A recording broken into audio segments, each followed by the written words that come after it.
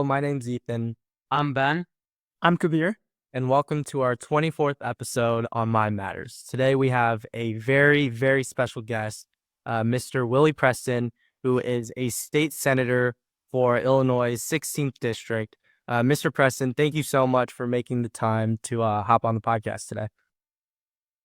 Thank you, Mr. Preston. Before we start diving into this mental health and in the legislature, I want to ask you about a little bit about yourself, your background, and kind of what experiences led you to pursue a career in politics. So can you speak on that a little bit?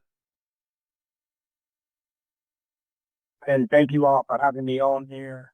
I'm very grateful. And I just will lead by saying I'm very impressed. As you all recall, we met at a news station. It was Fox News, and you all were promoting this podcast. And I was just impressed by you all then. And I'm grateful to be here on your show. So, I came up. I'm born and raised on the south side of Chicago in a neighborhood called Inglewood. Inglewood community has been historically a low-income community. There has been a ton of disinvestment throughout decades, and it was quite frankly littered with poverty and violence. And I was a part of all of that. I grew up pretty poor. At times, I didn't have gas or even lights when I was working in my home. I'm the middle of 5 boys, and we struggled.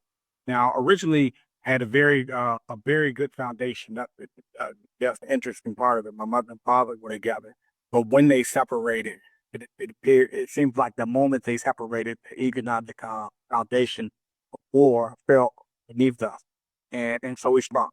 So I experienced a lot of violence. I would involve myself in gangs and violence. I saw many of things that come from my friends and family members. Who were tried in prison, becoming victims of gun violence, and many of them are dead and gone. And so that led me over time to want to make changes and thought about the community that I came from and the city that I love. So ultimately, I went into activism, and activism led me ultimately to politics, where I was like, I said, I want to make a difference here. I want to change some of the structures. And, first time I ran for state representative, I lost by a dramatic amount. Didn't know what I was doing, tried something, trying to get elected, didn't work out.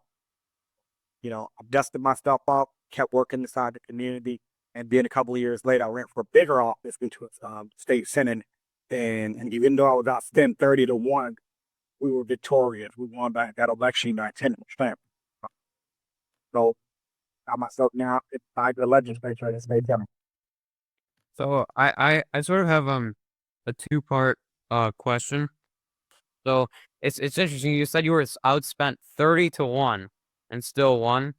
So yeah, that's incredible. And obviously that speaks to your ability to kind of like emotionally connect with voters, I would say. And in the face of such like a spending discrepancy. So how do you think kind of your experiences throughout your childhood, like growing up in Englewood and working through so many struggles allowed you to connect with voters in that way? Man, that is a good question. Well, I think, part of being able to connect with folks and being authentic, that is about, but also a very crucial component of leadership. So when I ran for public office, I did not run, try to reinvent myself, tell just parts of my story of who I was. So I told the entire truth about who I was, which was really quite frankly unconventional, because quite frankly, despite being in a community that get known in large part for things such as poverty and disinvestment, the representatives, state senators, are still distinguished people happen to represent these communities. And so these folks come to the table. My former help, he was an attorney, he was the chief of staff, he was the president of the law unit, law school. No, so he had a very distinguished resume, second to no one. And here I am, jump people down. Yeah, I'm a guy who's former gay man, bloody consenting. That was obviously not my platform, but I was authentic enough to tell people this is something that I've been through. I think in addition to that, or what I'll say what allowed me to be able to do that is, despite all of the things that I experienced growing up, and it was not all bad, to be very clear, but it's that part is like the part that people are most interested about. What is built in me is something that I think is so necessary for young people and quite frankly everyone. You have to have a level of resiliency. And so things are not gonna always go as planned. Sometimes you're gonna face adversity. I have 6 children and that tells you right there when you're but I tell my children, you may break up, your boyfriend may break up with your girlfriend, may break up with, and that's not a hurt, you feel it deeply. But if that, should that cause you to end your life? Should that cause you to be in a sunken place for long periods of time? And the answer is no, because life is filled with a range of experiences, good experiences, great experience, bad experience, terrible experiences. But the one thing that we have to keep in mind at all times is we have to keep going. My great grandmother, who we just buried this year, she's 105 years old and 11 months, and she always, her very simple thing. She always told me, Willie Joseph, you just got to keep going. And I think just always having that prominently in my mind, allowed me to be able to meet the challenges that I faced throughout that and for the country and life. I still come out with that. Yeah, so that's an incredible story. The fact that you faced such a tremendous set of challenges in your environment and were inspired to take action through political advocacy, through the desire to make change. And my question, from that is, given what we're talking about, given the nature of this podcast, we are very interested, particularly in mental health advocacy. So what I'm wondering is, when you were growing up, what was I suppose, the general attitude towards mental health? Was it a priority for people you knew, or was it something that was kind of cast aside for other things? What was the state of that? And if anything, like how did that influence you, if at all, to pursue your political career?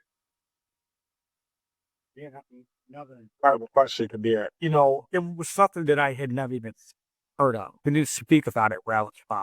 Honestly, it's still, even at this point, kind of something that's still relatively new. Uh, I'm grateful because there have been so many advocates such as yourself, folks that have, risen this issue up and given it the prominence that it deserves in society. But when I was coming up, it just was, it wasn't discussed at all. I'm an African American guy and Black. Well, we in my community, in our culture, have always, they taught I'm a Black man. We have always been, what was instilled in us is you have to be taught. And, I use the word revealed now. But, we've always been told that given our history in this country of chattel slavery, that, the survival of that, and then after, subsequent to that, Jim Crow, and then even now, what we're still entering, harder than that, praising God, we're addressing now the critical industrial complex. We have always been told that you're going to face atrocity. You're going to face very difficult challenges, and you have to just figure it out. What I have told my children, honestly, what my children taught me is that just because our ancestors, our forefathers had to endure such inhumane condition, one, doesn't make it right, and two, we don't have to accept that, and three, we shouldn't do it alone. And those are, and I can tell you without a shadow of doubt, it's young people, it's your generation that's allowed me to be able to embrace that latter point. We don't have to suffer alone. And this is very instructive on how I view public policy as it pertains to mental health and quite frankly other issues, because there are a lot of human beings in the nation, in this country, that are suffering a lot. And they're suffering here culturally, like where I come from now in the other community, because mental health and getting or it's stigmatized over generations, or they're suffering because they can't afford to get mental health hurt.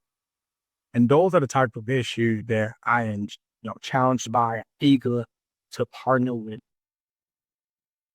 young people like myself, other advocacy groups who are concerned with the mental health of American citizens, to be able to figure out how we afford to provide adequate health care, including mental health, for all Americans.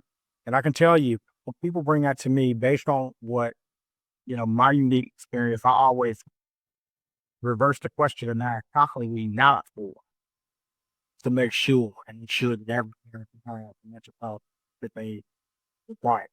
Because we know if we don't provide mental health for those who need it, we will continue to see terrible instances of school shooting things,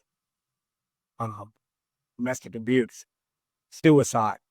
Your generation is facing the highest rates of suicide in American history. That terrifies me and the adult. Sorry, yeah, just about the honest show. I'm probably getting a little bit, I know that was. It's all right. Those are a lot of, great points. And I think, like you said, suicide is a very big problem in our generation. We actually did an episode last week with a professor who's the head of a suicide prevention research group located in Washington, D.C. or somewhere in Maryland. But, with everything that you said, I'm kind of curious, in the communities that you serve, what are some things that are really helping in terms of improving mental health? And this doesn't have to be necessarily like legislation, but are there any like community efforts that are really standing out to you that's making an impact in the well-being of youth and mental health in general? Yeah, no, look, I think one of the things that I'm excited about, I think that we have opportunities to really make an impact, is partnering with organizations, younger people such as yours there. I want to learn, how can we have a multi-generational, multiracial, uh, multi-economic coalition that locks hand and figure out how we can do a public issue campaign, and that's what I think I'm most excited about. I see some hints of it on Palo, but a couple of youths that really want to promote this a thing. Because look, let's be honest. All communities are not built the same. All communities don't prioritize the same thing.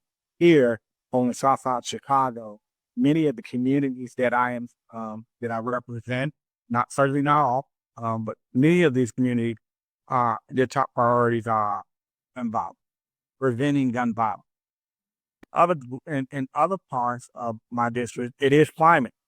It is a climate crisis that we have, because I represent part of the city of Chicago, South Side, part of the southwest suburbs, places in towns like Polk, Illinois, Payless Hill, Irvine, Bridgeview, Justice, Illinois, and then again Inglewood, where I was born and raised, Auburn, Gresham, where I currently Graveman Crossing. So it is a gamut. I like to joke that you could travel the world in my district without a passport because we just have such a diversity from the eastern portion of my district over the western portion. But bring it back to your question. I believe we have to have um, a multi-regional partnership where, for instance, you all, I believe, are in the far north western part of the state. Northbrook. Yeah, north. Yeah, north is. So, yeah, I think that you all partner with some of our partners, like the Kindness Campaign. They're a great community partner. Actually, Jeff left. We've been giving. We're doing a holiday. We do a holiday. Many of them. We do these holiday giveaways. You just look around my office. I have hundreds and hundreds of bags of stuff that we're giving away tomorrow. But I'm partnering with the Kindness Campaign, and they go out and they do acts of kindness. Like that is their organization, a 24/7 organization, largely giving away food, fresh food and pros, but they also focus on mental health and providing job readiness, and other things that are really, really helpful to folks who are struggling find work. But their core mission, the core message of the entire organization is kind. And I think that act of kindness, one act of kindness every day in every way, go a long way because you really, quite frankly, don't know what folks are doing. You may think someone is okay, but they're not okay. And it's okay to not be okay. But, you'll never be able to get that out of folks if you're, ultimately not kind to them. That's a really good point. And I was wondering what all those bags were in the office, but I wasn't. I'm happy you told. I was curious. But my question kind of goes back to where you're talking about with like survival in your upbringing, how it kind of ties into economic issues. So a couple weeks ago, we had a person on our podcast who was a former school counselor and a neighborhood on the north side, but a neighborhood that faced similar, maybe not just as tough, but similar challenges to Englewood, like you experienced growing up. And she said a lot of the kids there couldn't prioritize mental health, and she understood it because they were in survival mode, right? And when you're in survival mode, you're just, you know, I guess you're just trying to survive. You can't think about mental health, like you said, and in your upbringing, your family said like whatever challenge, just figure it out. It wasn't even considered, and that makes sense. So my question is, what's more important to address first? Mental health issues, raising awareness for mental health, or addressing economic issues that might lead people to not be able to even consider mental health in the first place? Well, I don't think we have the luxury being to folk. And I believe in the richest nation in the world, with surplus of resources, so much so that we can extend our kindness, extend our resources outside of the nation. That not only do we have the luxury of only focusing in on one, economics from mental health, we have the resources and we have to have political will to do both. And so I think that, when you think about what you kind of related to, many of these people who are engaged in, let's say, someone had domestic violence issue, what we know is not all the time, certainly, and certainly not excusing it by any means necessary, any means whatsoever. But if there are economic ties to it, what we know is directly that all forms of violence, based on data and decades of research, that particularly gun violence, it is at its core grounded in some type of economic issue. When you go to a community, you look at a median income, you say, okay, it's $25,000 a year median income. You go to a community that's $150,000 median income, $500,000 median income. I could tell you the levels of gun violence without knowing anything else. And so if I go to the highest earning community and that community experiences, let's say, 5 acts of gun violence per year, and then I go to the 150 and they experience 100, then I go to the 25,000 and they're experiencing 400 acts of violence. That data chart tells me that we have to reverse that economic trend, because if we raise the median income, then the violence level go down each time it happens. And so, but I have to tell people, as I'm communicating to the earliest point I was able to connect with folks, if my slogan, let me start there. My slogan when I ran for state senator is violence needs a job. It was a simple slogan. People were like, what? I never heard anything like that before. It's important because I was a victim of violence. My brother stabbed me 5 times. I was rushed to a trauma center on the west side of Chicago because we did not have a trauma center on the south side of Chicago at all at that time. Nearly lost my life because I lacked access to health care. But I was gratefully saved by my cousin's quick thinking, and he tied me up all of my staff on with his T-shirt that he had on back in Rickford Park. And the ambulance took me to the west side of Chicago and it saved my life.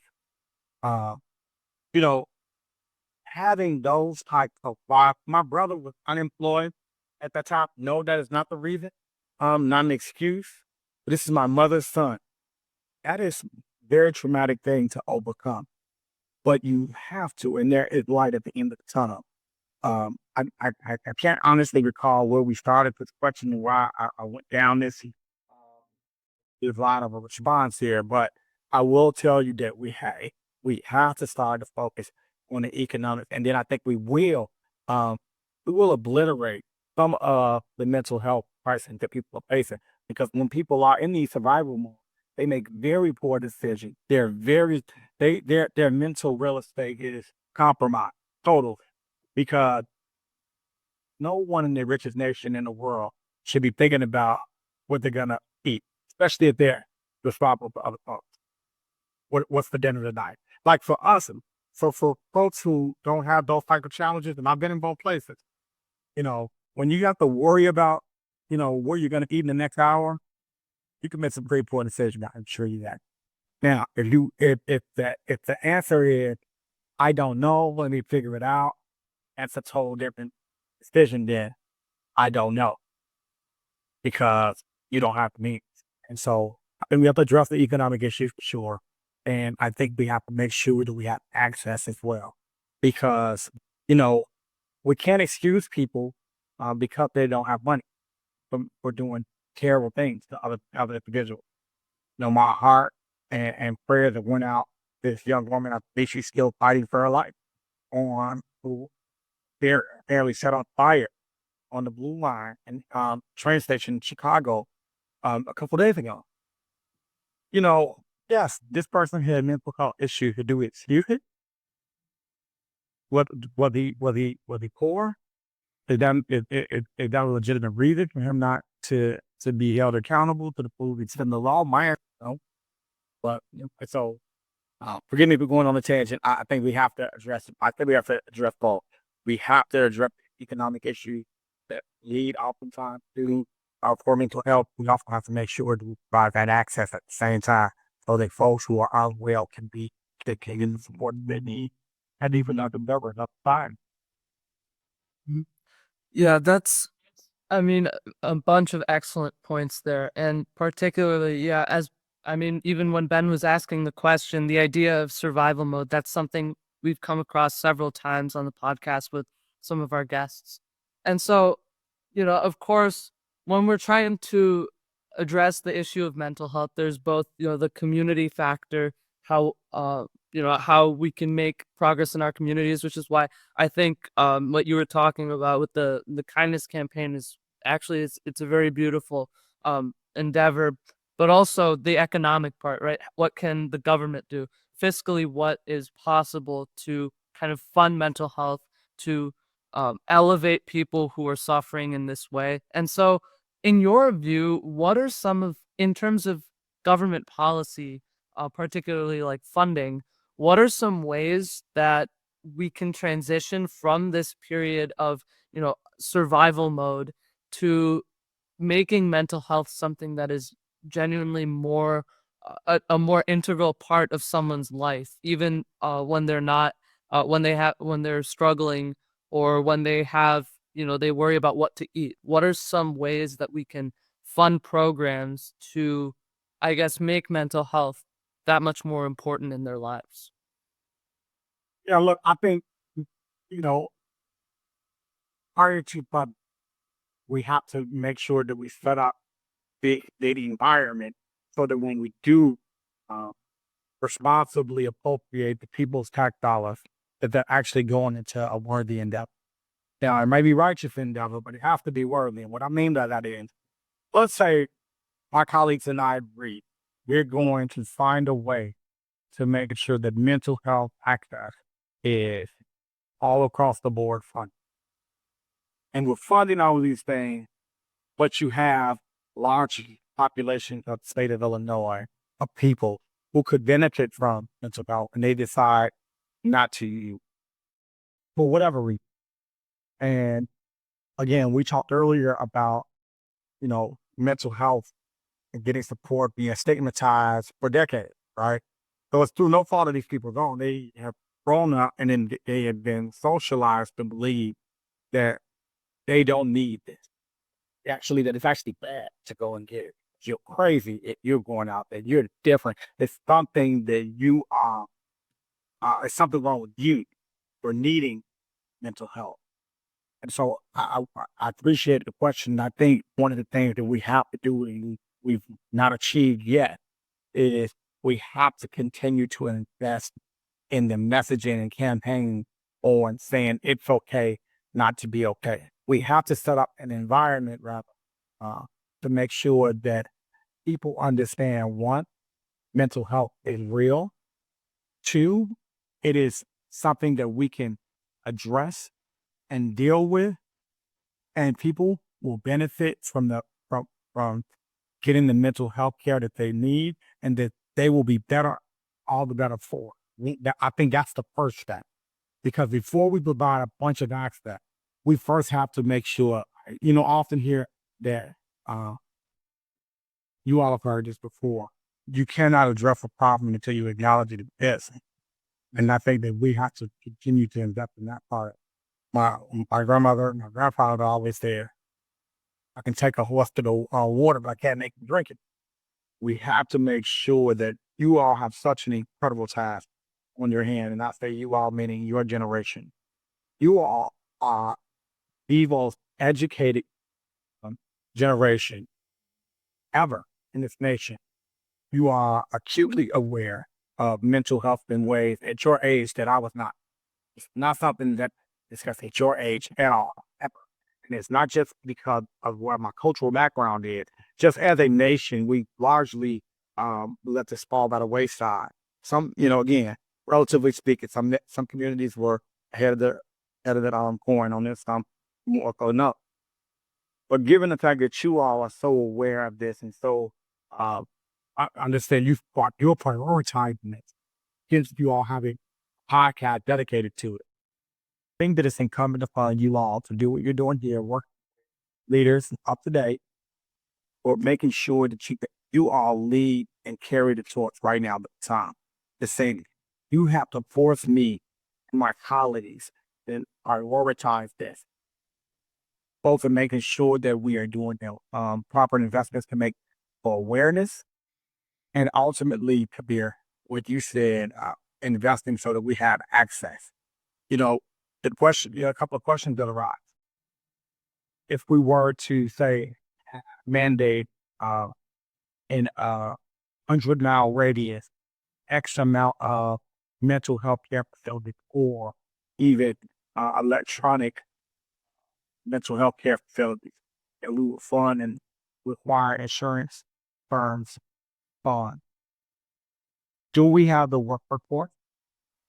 have we made the investments in the infrastructure required so that your generation see this as a feasible career path so that we have the workforce to be able to handle what we know is going to be X amount of workload it's going to be required.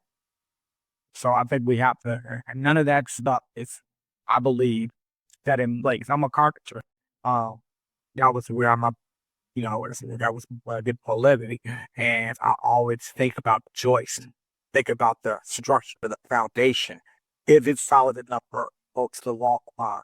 And I think that's we're still doing work laying down the truss, still laying down the joist in the floorboard. And part of that is making sure that we continue to do what you're doing here today. Raising awareness. We need to make sure that people understand that this is not some stigma that is personally makes them less than or someone else more superior, because we all are going to face moments and times in our lives where we're going to need help, and it's okay. So let's continue to do what you all are doing right now, which I'm so grateful for, and then let's do the feasibility study. Are we making the career paths feasible for people, attractive folks to say, I want to do this type of work for a living, and will this be able to be a career that's sustainable, that can provide for my family if I choose to have one? And we do all of those things in conjunction with making sure that we provide the funding and proper access for Illinois and Americans to get the healthcare that they need. Then we would have really got over the hump here and turn the curve on this mental health crisis that does exist in this country. Yep. Those are a lot of great points. And as we wrap up here, Mr. Preston, I was looking at your website and I saw that you listed, you're not just a senator, you're also a husband, you're a father, you're a brother. And I really love that. It adds like the human aspect. And I guess our final question is, not just as a senator, but just like as a fellow human being, is there one last word that you would give to any young person out there who's struggling to find their identity or facing any type of mental health struggle or just evolving as a United States citizen?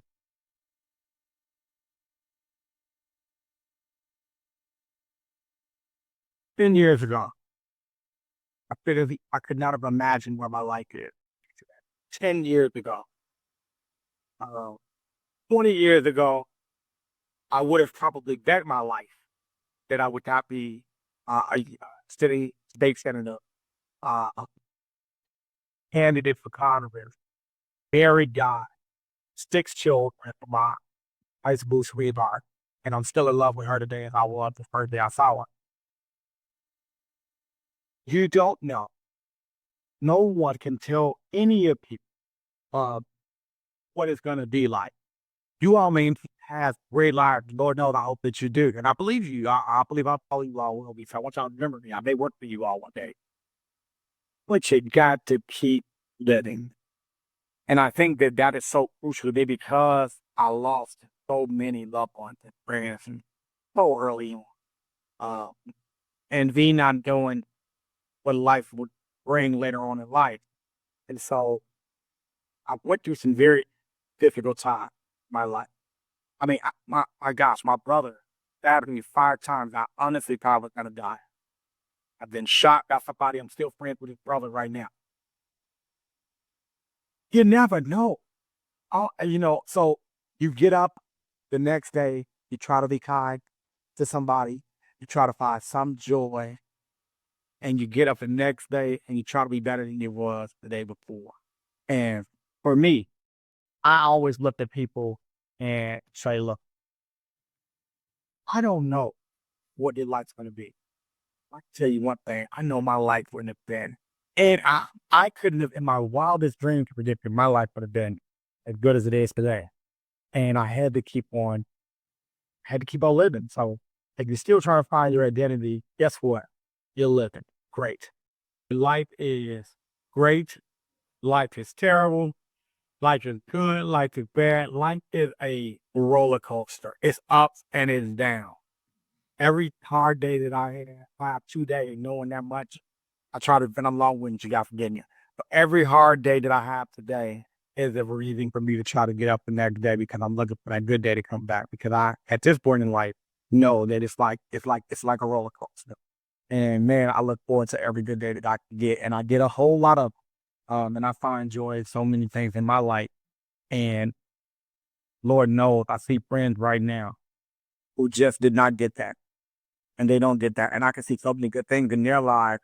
They simply can't see the same thing. We're looking at the same picture, but they just don't see it because I think they focus and it's hardened them, focus on all of the bad days and all of the bad things.